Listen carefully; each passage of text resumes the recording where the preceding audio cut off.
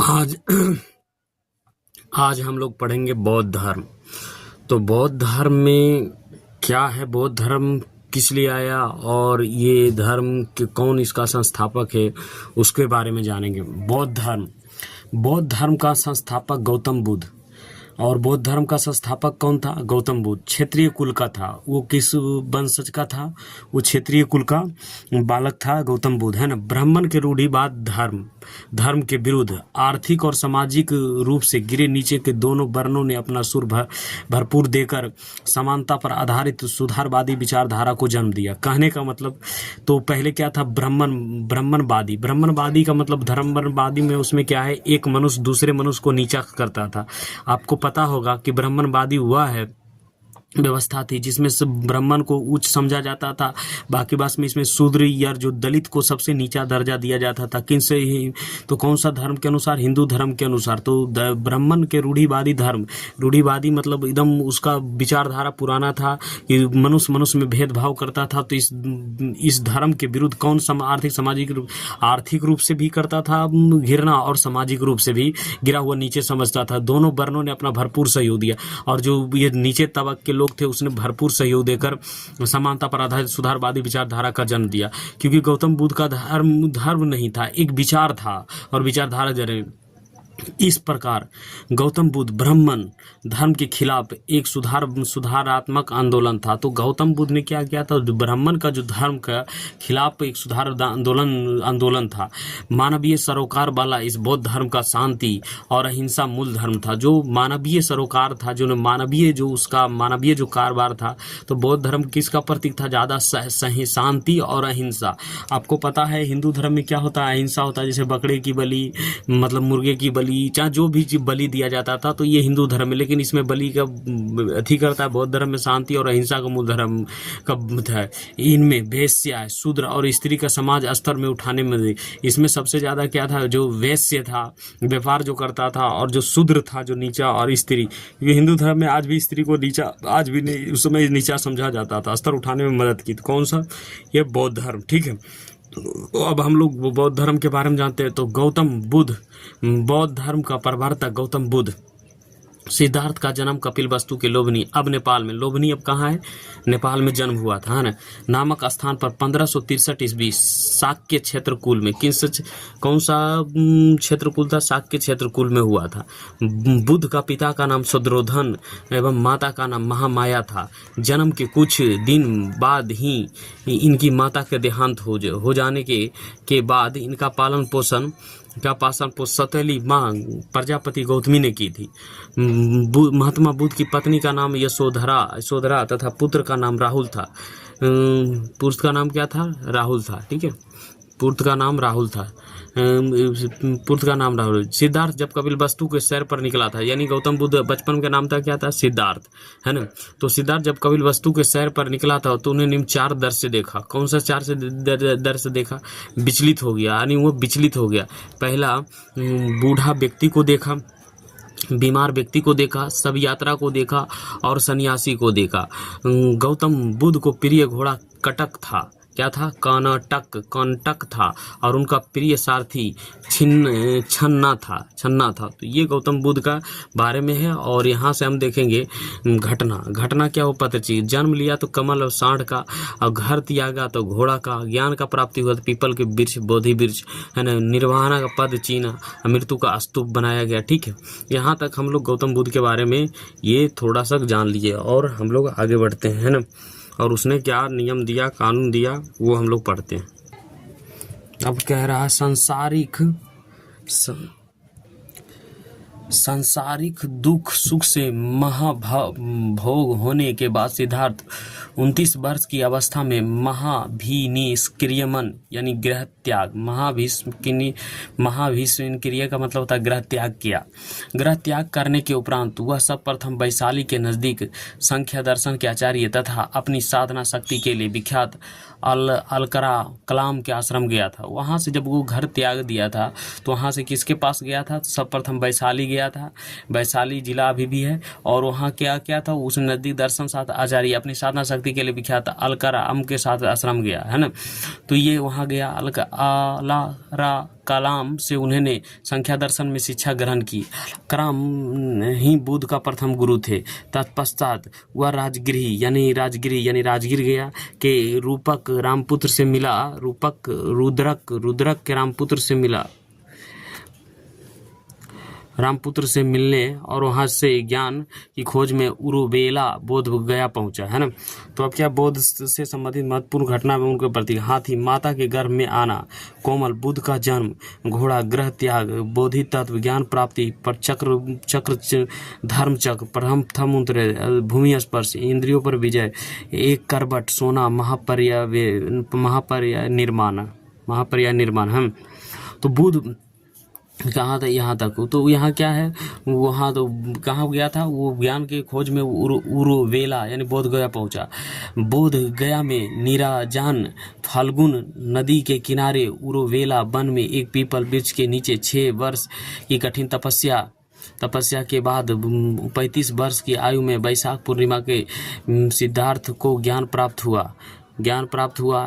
ऐसा माना जाता है कि बैसाखी पूर्णिमा के दिन ही सुजाता नामक की स्त्री द्वारा भेंट में दिए गए खीर खाने के उपरांत सिद्धार्थ गौतम का ज्ञान की प्राप्ति हुई और वह तथागत बुद्ध हो गया है ना।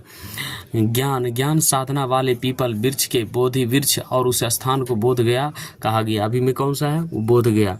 ज्ञान प्राप्ति के बाद उन्होंने बोध के रूप में जानने लगा। पहले तो वो गौतम बुद्ध नहीं था, फिर गौतम बुद्ध के रूप में जाने लगा। ठीक है। ज्ञान साधना में बोध विपश्यना मुद्रा के अपनाया था। ज्ञान प्राप्ति के बाद बोध ने ऋषि पतन यानी सारनाथ में अपना पहला उपदेश दिया, जिसे धर्म चक्र प्रवर्तन के नाम से भी जाना जाता है ना। बौद्ध सारनाथ से सबसे पहला अपना 5 शिष्य आनंद, उपाली, शैर्यपुत्र, मेगुलालन एवं अश्वजीत को दीक्षित किया था यानी दीक्षा दिया था। ज्ञान प्राप्ति के बाद बौद्ध ने 40 वर्ष तक मगध, वैशाली, सारनाथ आदि क्षेत्र में बौद्ध धर्म का प्रचार किया। बौद्ध ने अपने जीवन में सर्वाधिक उपदेश कौशल देश की राजधानी श्रावस्ती में दिया एवं मगध का प्रचार का केंद्र बनाया। रत्नागिरी राजगिरी में महात्मा बुद्ध का प्रिय निवास था, जो गिरधकूट नाम से प्रसिद्ध था। गौतम बुद्ध का राज शिष्य अनुयायी था बेमिसार, आजाद शत्रु, पोषणजीत तथा उदयनी। महात्मा बुद्ध ने बोध गया में तोपुअस्य एवं मलिलिका नाम के 2 सौदागर वांजरे के अपना शिष्य बनाया। यह दोनों शूद्र थे। इस तरह बौद्ध ने उन 2 शूद्रों को बौद्ध धर्म के सर्वप्रथम अनुयायी बनाया गया। बौद्ध धर्म अनात्मावादी है यानी आत्मा में नहीं विश्वास करता है। इसमें आत्मा की परिकल्पना नहीं की गई है। यह पूर्वजन्म में विश्वास करता है, जबकि वर्ण व्यवस्था एवं जाति व्यवस्था विरोध करता है। ठीक है। तो यहाँ क्या है, बौद्ध कल्याणी राज्य, कपिलवस्तु, शाक्य, उस समय क्या है, सुमो, सुमरा पर्वत, भंगंग, कोसपुत्र, कलाम, राम सागर, कल्याणी, कोशीनगर, मल्ला, पावा मल्ला, ये क्या है, उसके बाद पावा मल्ला, पीवावल्लिनी, मेरिया, अलकप्पा, बूलिया, वैशाली, लिच्छवी। उस समय नाम से जाना, मिथिला को बेदेह के नाम से जाना जाता था। किस समय, जब वो गौतम बुद्ध उस समय थे तब। ठीक है। बौद्ध का जन्म के मृत्यु की तिथि चीनी परंपरा के कैनोटोन अभिलेख के आधार पर निश्चित की गई है। बौद्ध धर्म के बारे में जानकारी पाली भाषा में रचित त्रिपिटिका से प्राप्त की है। बौद्ध धर्म में त्रिरत्ना है, बौद्ध धर्म और संघ। त्रिरत्ना है बौद्ध धर्म और संघ। बौद्ध धर्म के उपदेशक पाली भाषा में दी गई है। पावा कोशीनगर में सिमिप चंद्रू नामक व्यक्ति के द्वारा लिखा गया सुकोरमदाब सुअर के मांस से महात्मा बुद्ध उदार विकार से पीड़ित हुआ और वह उनकी 80 वर्ष की आयु में बैसाखी पूर्णिमा के दिन 1883 ईस्वी में मृत्यु महापरिनिर्वाण हो गई। बौद्ध बौद्ध की मृत्यु के महापरिनिर्वाण कहा गया है। महापरिनिर्वाण के उपरांत बौद्ध के अवशेष अस्थियां 8 भागों में विभाजित किया गया। कोसीनगर, वैशाली, कपिलवस्तु, पावागढ़, अल्लाकप, रामग्रम, राजगिरी को बेडी कुप्पा। महात्मा बुद्ध ने सर्वप्रथम निम्नलिखित 4 श्रेष्ठ आर्य सत्य बताया है, 4 श्रेष्ठ आर्य सत्य बचाया है। ठीक है, तो यहाँ क्या है, महात्मा ने 4 आर्य सत्य बताया। विश्व दुखों से परिपूर्ण है, यानी पूरा विश्व किससे भरा हुआ है, दुखों से भरा है। अभिलाषा दुख का कारण है, यानी दुख समुदाय है। दुखों जो इच्छा है हमारी क्या है, दुखों का कारण है। अभिलाषा को विजित कर सभी दुखों से छुटकारा पा सकते हैं, दुख निरोधी कर सकते हैं। दुख निर्वाण के लिए दुख निरोधगामिनी प्रतिपाद करता है। भगवान बुद्ध के अनुसार अष्टगामी मार्ग द्वारा ही दुख से मुक्ति संभव है। संसार में दुख ही दुख है और दुख का निदान के लिए अष्टांगिक मार्ग को अपनाना जाना। अष्टांगिक मार्ग है सामक्य दृष्टि, सामक्य संकल्प, सामक्य वाणी, सामक्य कर्मना, सामक्य आजीवन, सामक्य व्यायाम, सामक्य सब स्फूर्ति और सामक्य समाधि। बुद्ध के अनुसार अष्टांगिक मार्ग का पालन करने से ही मनुष्य संसार में तृष्णा से मुक्त होकर निर्वाणा मोक्ष प्राप्त कर सकता है। बौद्ध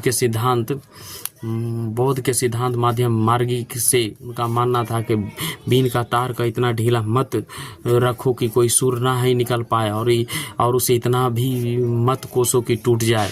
बुद्ध ने नैतिक आचरण को शुद्ध और सुमनता करने पर विशेष जोर दिया है और इसके लिए 10 शिला का अनुपालन करने पर बल दिया। 10 शिला अहिंसा, सत्य, अचेत्य, अपरिग्रह, ब्रह्मचर्य, नृत्यगान का त्याग, श्रृंगार प्रसाधन का त्याग, समय पर भोजन करना, कोमल शैक्य का व्यवहार नहीं करना तथा कंचन कामिनी त्याग। इन प्रथम 5 ग्रह के लिए आवश्यक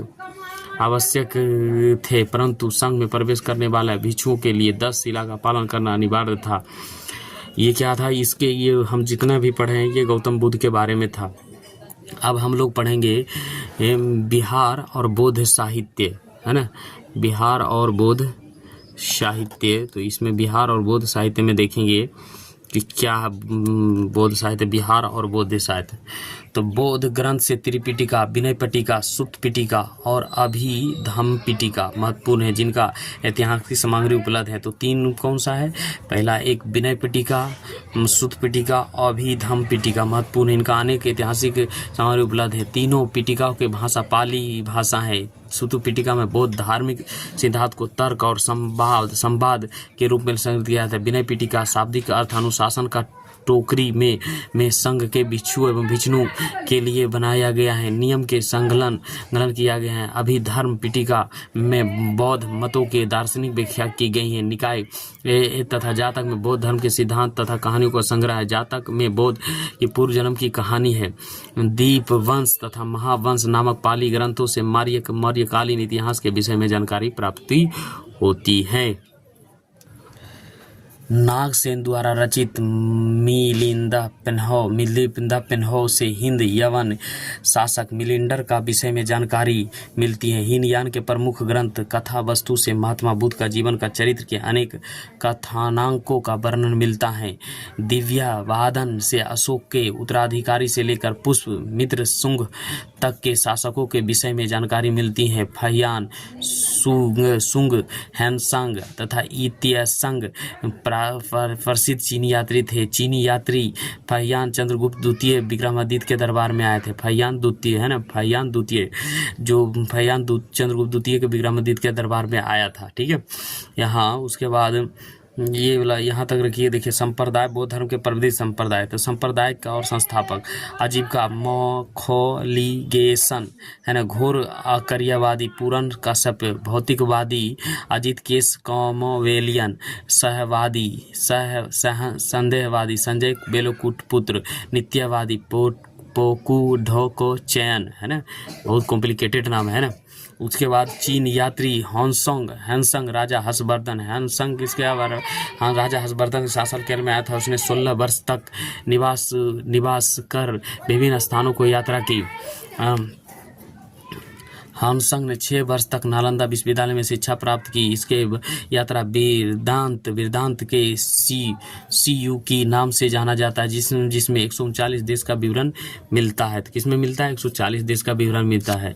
इस सिंह 7वीं शताब्दी के अंत में भारत आया था और इसके विवरण से ज्ञात होता है कि यहाँ भारत में बौद्ध तीर्थ स्थान की यात्रा में बौद्ध धर्म के बारे में जानकारी प्राप्त करने आया था। द लाइट ऑफ एशिया ग्रंथ के रचनाकार सर एडविन एलॉर्डन ने महात्मा बुद्ध को द लाइट ऑफ एशिया को उपलब्धि से अंकित किया था। ठीक है, अब हम लोग यहाँ देखेंगे भौतिक संगीतियाँ, है ना, भौतिक संगीतियाँ। तो प्रथम कहाँ हुआ था? प्रथम भौतिक संगीतियाँ, प्रथम भौतिक संगीतियाँ राजगिरी सप्तकोशी कक्षा में। दूसरा हुआ था वैशाली में। समय है, अब देखिए समय पहला देख लेते हैं। राजगिरी में हुआ था। समय 1833 ईस्वी में। अध्यक्ष महाकाश्यप शासनकाल अजातशत्रु हर्षक वंश। परिणाम बौद्ध के उपदेश को 2 पिटिका में संत सुत पिटिका तथा विनय पिटिका को संकलित किया था। ये प्रथम में कहाँ हुआ था? बिहार में हुआ था। ठीक है, दूसरा भी बिहार में हुआ था। स्थान वैशाली। समय इतना। अध्यक्ष का सबकामी सर्वकामी। शासनकाल शोक शिशुनाग वंश। बौद्ध धर्म के स्थविर एवं महासांगिक 2 भागों में विभाजन किया गया था, है ना।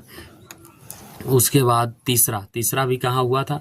तीसरा भी बिहार में हुआ था। तीसरा पाटलिपुत्रा में हुआ। समय 251 ईसा पूर्व। अध्यक्ष मंगोली फिलिन। तीसरा शासनकाल अशोक मौर्य वंश। परिमाण संघ भेद के विरुद्ध कठोर नियम के प्रतिपादन। तीसरा पिटिका अभिधम पिटिका का संकलन का। चौथा जो हमारा बिहार में नहीं हुआ था, बिहार से बाहर हुआ था। चौथा जो है बिहार से बाहर। स्थान कश्मीर के कुंडल वन में। समय लगभग इतना ईसा पूर्व। अध्यक्ष विश्वामित्र एवं अशोक घोष अध्यक्ष। शासनकाल कनिष्क कुशांक वंश। परिणाम बौद्ध धर्म के 2 संप्रदाय हीनयान तथा महायान में विभाजन हो गया। 2 धर्म से बट गया था। चौथा में कहाँ से? कश्मीर में 2 हो गया। बाकी बात 3 को तो हमारा बिहार में हुआ और चौथा कहाँ हुआ? बिहार से बाहर। अब हम लोग देखेंगे हीनयान महायान। हीनयान और महायान कब बट गया था? कश्मीर में जो हुआ था चौथा संगीति, उसी में बट गया था। 2 संप्रदाय में बट गया था, महायान और हीनयान। तो दोनों में अंतर देखेंगे। मानव जाति का कल्याण पर आधारित धर्म, परोपकार और निस्वार्थ के सेवा परम लक्ष्य था। महायान में क्या था? 1 नंबर में मानव जाति के कल्याण पर आधारित था धर्म, परोपकार और निस्वार्थ था। जबकि हीनयान में व्यक्तिवादी धर्म की अवधारणा को मानते हुए स्वार्थ प्राप्त अत्यधिक था। तो हीनयान वाला तो ज़्यादा क्या था? व्यक्तिगत था, मतलब स्वार्थीपन का था। दूसरा पे क्या था? बौद्ध एक देवता के रूप में स्वीकार किया गया था। ये तो गलत क्या किया गया था? इसमें अपना मत दिया था। बौद्ध एक पवित्र विचार एवं महान व्यक्तियों के रूप में स्वीकारी किया गया था। ये सही है, मतलब मेरे हिसाब से ये सही है और ये गलत है। फिर ये सही है और ये गलत है। दोनों ये विचार है हीनयान या महायान पर। इसमें हम लोग सही गलत नहीं कर सकते हैं।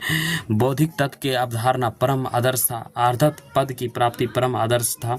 मूर्ति पूजा का प्रबल पक्षधार। ये मूर्ति पूजा का प्रबल पक्षधार था, लेकिन गौतम बुद्ध कहता था मूर्ति की पूजा नहीं करना। तो ये था मूर्ति पूजा का प्रबल विरोधी था। ये सही था। देखिए, अनेक भिक्षुओं का मंदिर बनाया गया, किसी मंदिर का निर्माण नहीं किया गया। तो ये क्या है? ये तो किसी के मंदिर का निर्माण नहीं किया। ठीक है, तो सही है। धार्मिक भाषा संस्कृत ही थी। इसकी धार्मिक भाषा क्या था? संस्कृत थी। और धार्मिक भाषा पाली थी, है ना। ये विश्वास पर आधारित था, जब से तर्क पर आधारित संप्रदाय था। तो ये सही है, तर्क पर आधारित वो होना भी चाहिए। कुछ हीनयान का भी सही है, कुछ महायान का भी सही, लेकिन कुछ गलत भी और कुछ सही भी। ठीक है। सर्वाधिक महत्व गृह जीवन को दिया था। सर्वाधिक महत्व सन्यासी जीवन को दिया था। सन्यासी जीवन सही था। ठीक है। जीवन के अंतिम लक्ष्य स्वर्ग की प्राप्ति थी। तो गौतम बुद्ध तो बोला था स्वर्ग नरक कोई देखवे नहीं किया है। तो ये गलत है। जीवन के अंतिम लक्ष्य मोक्ष प्राप्ति थे। ये सही है। इसका देखिए, ये कहाँ महायान कहाँ पहुंचा? जापान देश में गया, कोरिया देश में गया, चीन में, मंगोलिया, तिब्बत में प्रसारित हुआ। जबकि ये कहाँ गया? जावा में गया, श्रीलंका, म्यांमार से क्या हुआ? प्रसारित हुआ, है ना। लिंग पूजा का प्रमाण सब प्रथम मत्स्य पुराण से मिलता है। जो लिंग का पूजा करते हैं शंकर भगवान का, उससे हम लोग क्या करते हैं? वो सब प्रथम मत्स्य पुराण में मिलता है। हम लोग अब आगे बढ़ते हैं। यहाँ कालांतर में महायान संपर्क 2 भाग में बट गया। शून्यवाद माध्यमिक तथा ये भी महायान क्या है? महायान भी 2 भागों में बट गया। ठीक है, एक शून्यवाद तथा विज्ञानवाद। तो विज्ञानवाद सही है। योगचर शून्यवाद का प्रतीक नागार्जुन, जबकि विज्ञानवाद के संस्थापक मैत्रेयनाथ की थी। तो मैत्रेयनाथ ने की थी। महायान संप्रदाय के लोग तिब्बत, चीन, कोरिया, मंगोलिया तथा जापान में था। अभी भी महायान के मानने वाला कहाँ मिलेगा आपको? तिब्बत में मिलेगा, चाइना में मिलेगा, कोरिया, मंगोलिया तथा जापान स्थान में थे। हीनयान संप्रदाय लोग श्रीलंका, म्यांमार, जावा आदि देश में फैला हुआ है।